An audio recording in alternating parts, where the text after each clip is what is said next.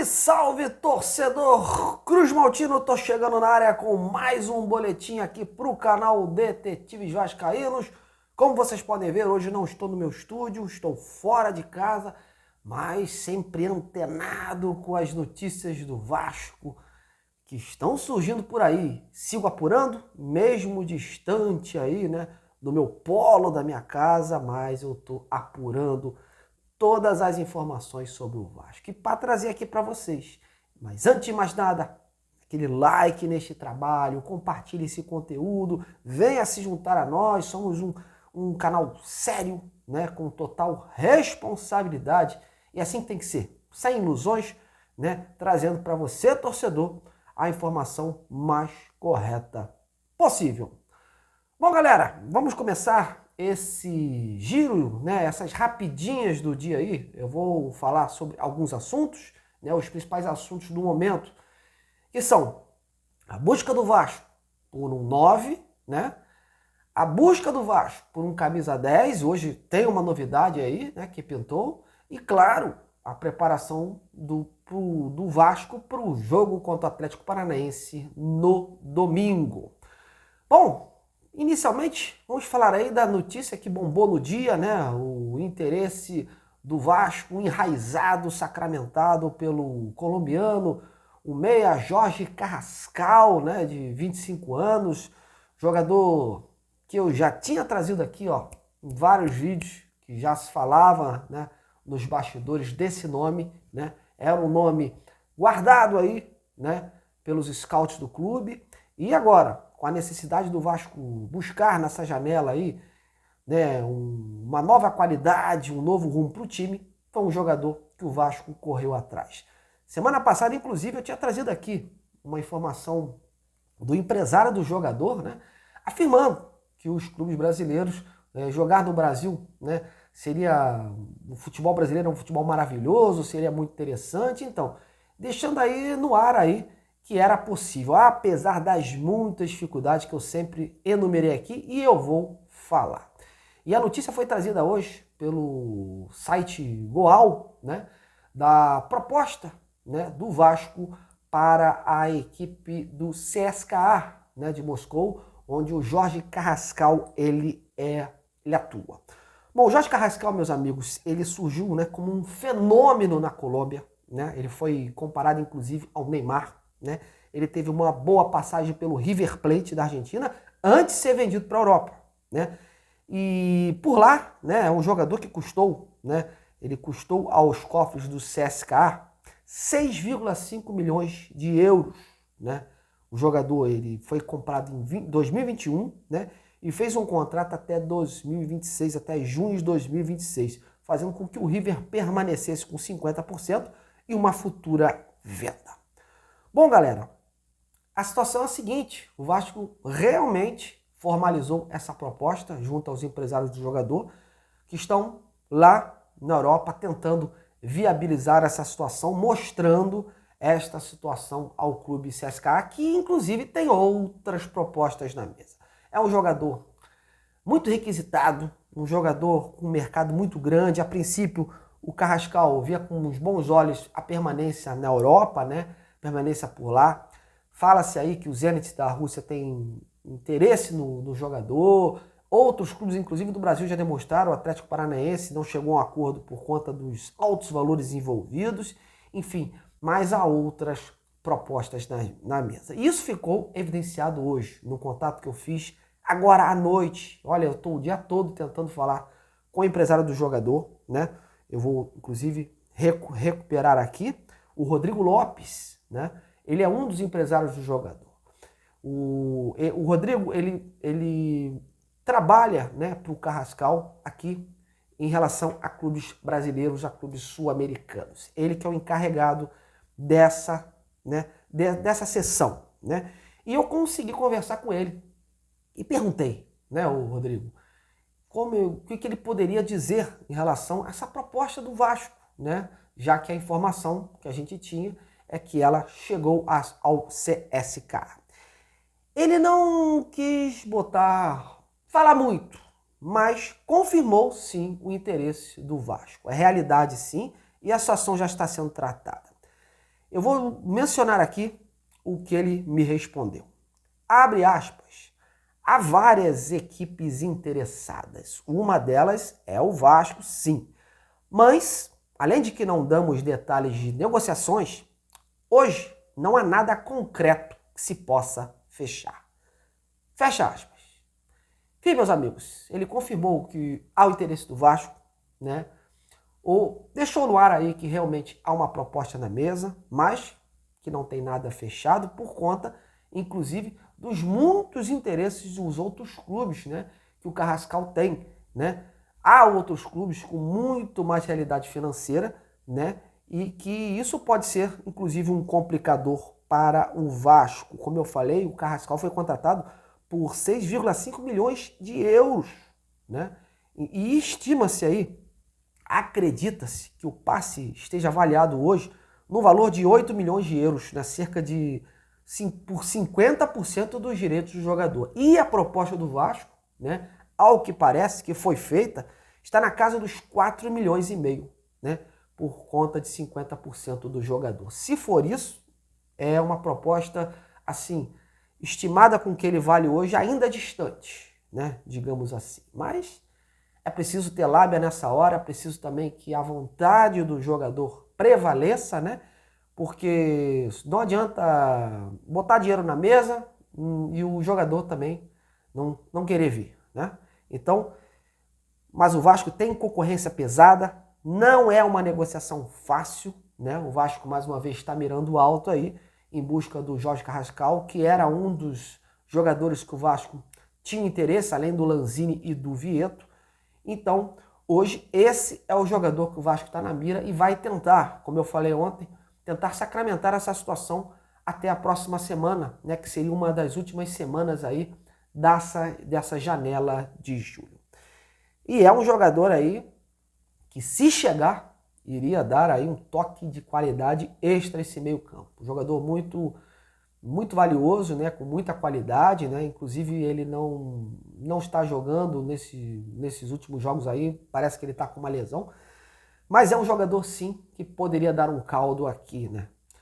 E é isso. Então essa é a realidade de hoje, há o interesse, o empresário do jogador confirmou, mas disse que não tem nada fechado, que não dá detalhes da negociação, mas até porque há outras equipes interessadas. E aí, o Carrascal para vocês? Seria um grande nome mesmo?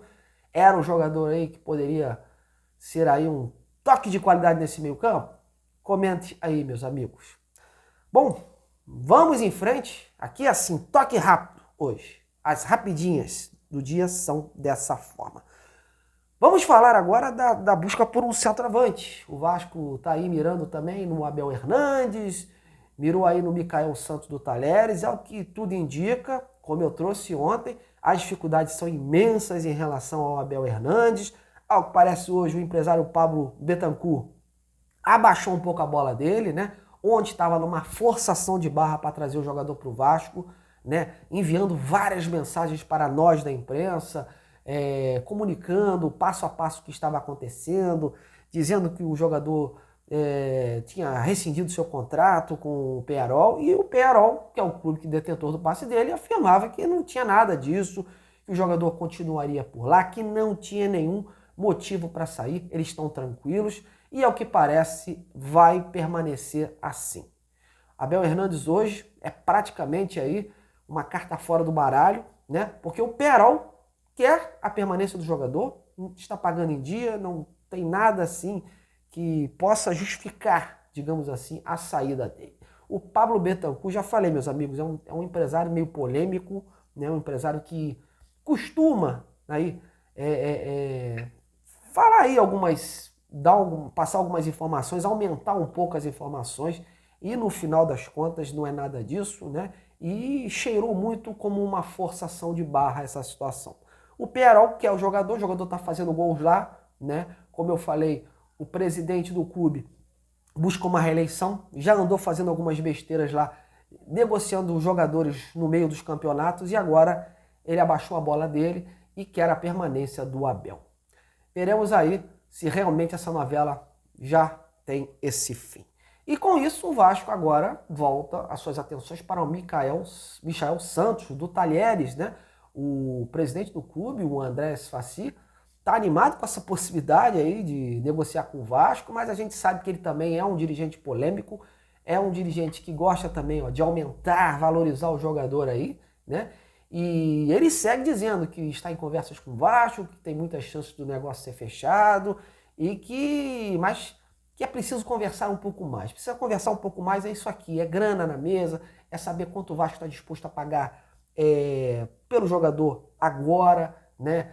Sem ser forma parcelada, e diz também que o jogador está muito motivado em jogar no Vasco. Os empresários do jogador, como eu falei, eles agora se mantêm em silêncio, não respondem mais as minhas mensagens, né? Estão dando uma amostra aí de que o jogador está sim negociando com o Vasco. E estima-se aí também que até o início dessa semana aí a gente tem a novidade nesse sentido, senão o Vasco vai ter que partir para um plano C, digamos assim, né? Porque o Abel Hernandes era o plano A, o Michael Santos virou um plano B e agora, teoricamente, se não desse certo, teria que ir para o plano C. Mas vamos esperar. O jogador, inclusive, está fora dos jogos agora, meus amigos, porque ele está lesionado. Ele teve uma lesão até um pouco mais séria aí e por conta disso ele está lesionado. E não é porque ele está em negociações com o Vasco. É bom a gente deixar claro que às vezes uma frase mal empregada, né, gera uma expectativa acima do normal. Mas é um jogador sim que pode pintar aí em breve no Gigante da Colina. E enquanto isso, meus amigos, o Vasco também continua de olho no mercado em outras posições. O lateral esquerdo Jefferson já está chegando aí na área, em breve vai ser oficializado aí pelo clube aí. Fala-se aí que o Vasco ainda vai atrás de um outro volante, mas ao que parece, esse volante, né, que também joga como meia, é o Bruno Praxedes. Hoje os companheiros da imprensa trouxeram essa informação de que o Bruno Praxedes está praticamente com o seu empréstimo encaminhado com o Vasco, que ao que parece é verdade sim, né? Há pequenos detalhes aí separando essa concretização. E ao que tudo indica, ele chega para a composição de elenco, né? Mas é um jogador que o Abel Braga, já informei a vocês, e o Paulo Brax confiam muito. O próprio Abel descobriu ele por lá, deu oportunidade no Internacional quando treinou, né? E está apostando que o jogador pode dar certo aqui. Ele atua nessa faixa entre volante, um meia ofensivo, né? Então, talvez possa dar caldo. Vamos aguardar, meus amigos, que não fique só nessas composições, que o Vasco possa trazer jogadores melhores, né? Como foi o caso, né? Mirou aí o Lianco, o zagueiro, e acabou se contentando com o Maicon, por exemplo. Então, a gente espera que o Vasco possa galgar essa situação de uma outra forma. Bom, virando a página, meus amigos, vamos falar rapidamente desse jogo do Vasco, domingo contra o Atlético Paranaense. Ao que parece, meus amigos, vão acontecer muitas mudanças, né? O técnico Ramon Dias está aí propenso a fazer muitas mudanças na equipe, né? E estima-se aí que o zagueiro Léo está lesionado, possa ficar de fora desse duelo. Vai ser um desfalque e tanto. E lá na frente ocorrem talvez as principais mudanças da equipe. Os companheiros do Globoesporte.com inclusive trouxeram uma escalação aqui que eu gostaria de debater com vocês, se vocês gostam. Veja bem, Léo Jardim no gol, o Puma na lateral direita, o Miranda, o Zé Vitor substituindo o Léo, né, na zaga, e o Lucas Piton na esquerda.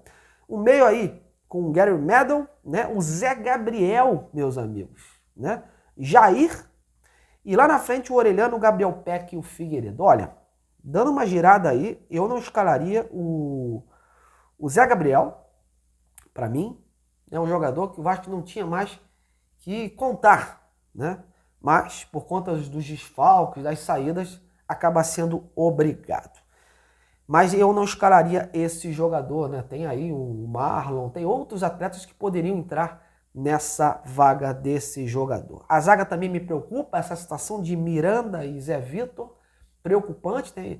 Falava-se aí, cogitava-se que o Gary Medel poderia jogar como zagueiro. Você vê que, a se confirmar esta formação, nem o Maicon, nem o Serginho, né, encheram os olhos do Ramon Dias. Bom, vamos esperar, né, meus amigos, porque o Ramon Dias chegou aí, nessa semana aí, treinou exaustivamente, está conhecendo ainda o elenco, né? Então vamos dar um voto de confiança no treinador e para a gente poder cobrar depois desta partida. E aí assim a gente vai ter um norte em relação a isso. E aí, essa escalação vocês gostaram ou estão preocupados também?